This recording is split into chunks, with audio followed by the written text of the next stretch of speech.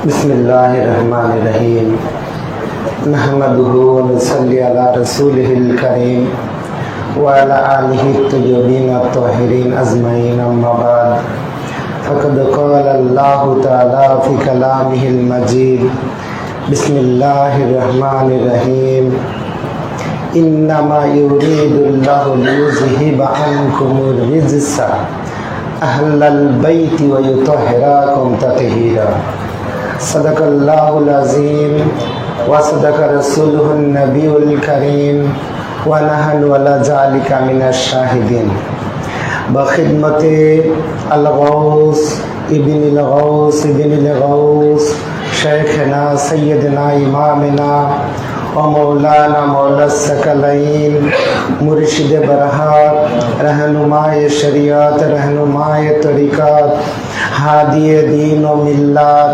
इमाम अहले सुन्नत मारिफत कश्फ करमत सय्यदी व सनदी कुतुबुल औलिया गौसे ज़मान सज्जद नशीन हुजूर पाक किबला व काबा व खुदा छोटो हुजूर पाक किबला व काबा व खुदा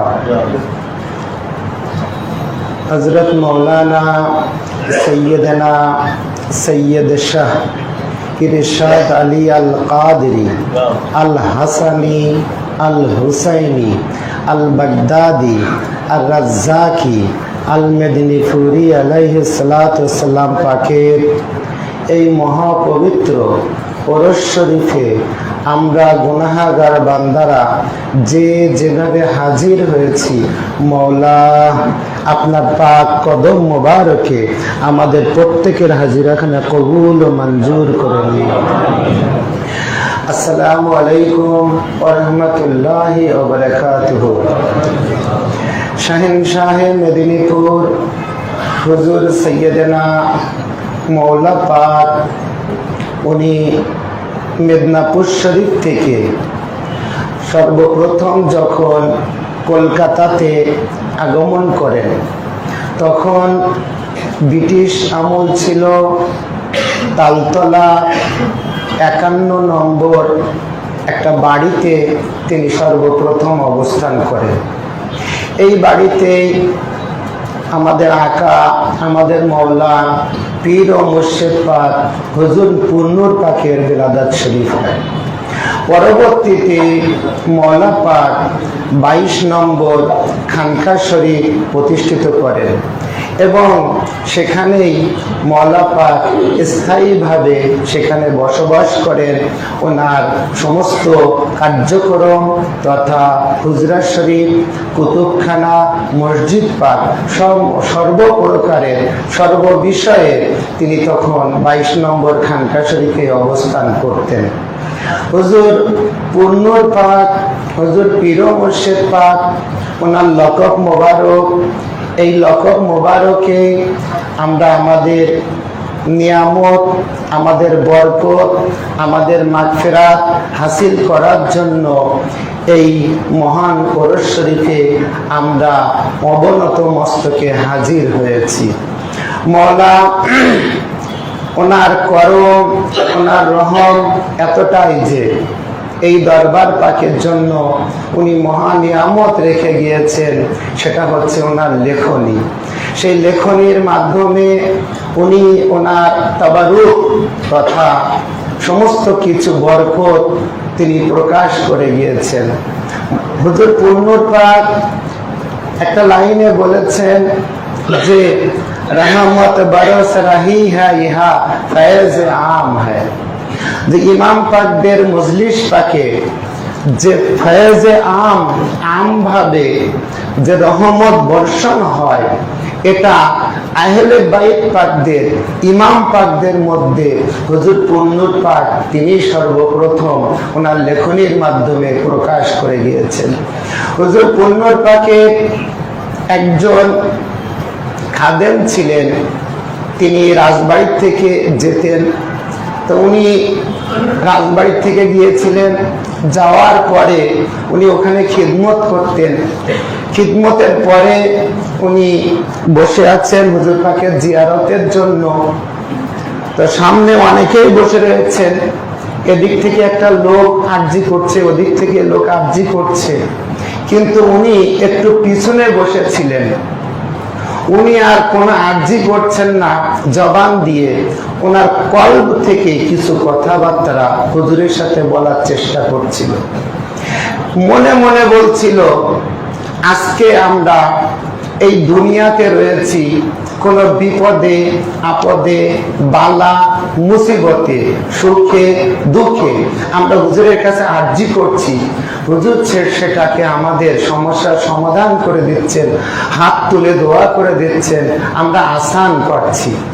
কিন্তু এমন একটা সময় তো আসতে পারে, যে সময় অন্তিম সময় আমরা আমাদের শেষ নিঃশ্বাস ত্যাগ করব, আমাদের জানটাকে বের করে নিয়ে যাবে, আমাদের কাফনের কাপড় পরানো হবে, আমাদেরকে নিয়ে যাওয়া হবে সেই গোরস্থানে, যেখানে আমাদের মাটির নিচে রাখা হবে, যে সময় আমাদেরকে মাটির ভিতরে রাখা হবে, উপরে বাঁশের ছাউনি দেওয়া হবে, মাটি দিয়ে দোয়া পড়ে যে সময় মানুষজন চলে আসবে।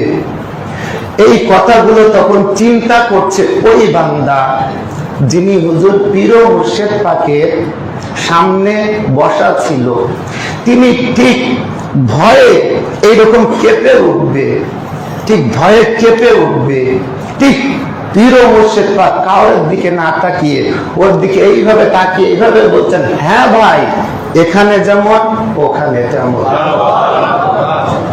মুরিদি লা তাখাফ আল্লাহু রাব্বি, গৌস পাক বলেছেন, তুমি কেন ভয় পাচ্ছ? তোমাকে আমি দুনিয়াতেও ধরেছি হাত, তোমাকে আখেরাতেও ধরবো, তা কিয়ামত পর্যন্ত না, তোমাকে জান্নাত পর্যন্ত আমি পৌঁছে দেওয়ার দায়িত্ব পীর ও মুর্শিদ পাকের। হুজুর পূর্ণুর পাক, ওনার দরবার পাক ছিল 24 ঘন্টার জন্য জারি ছিল।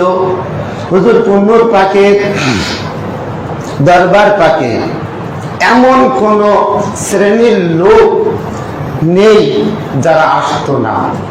প্রধানমন্ত্রী থেকে সিএম থেকে শুরু করে সমস্ত বড় বড় ডাক্তার, চিফ জাস্টিস, তারপরে ডিসি, এসপি, পুলিশের বড় বড় কর্মকর্তারা, তারা আপনারা জানেন কলকাতাতে ওয়েস্ট বেঙ্গল গভর্নমেন্ট লেখা লাল বাতি জ্বালানো গাড়ি তারা চালিয়ে আসতো।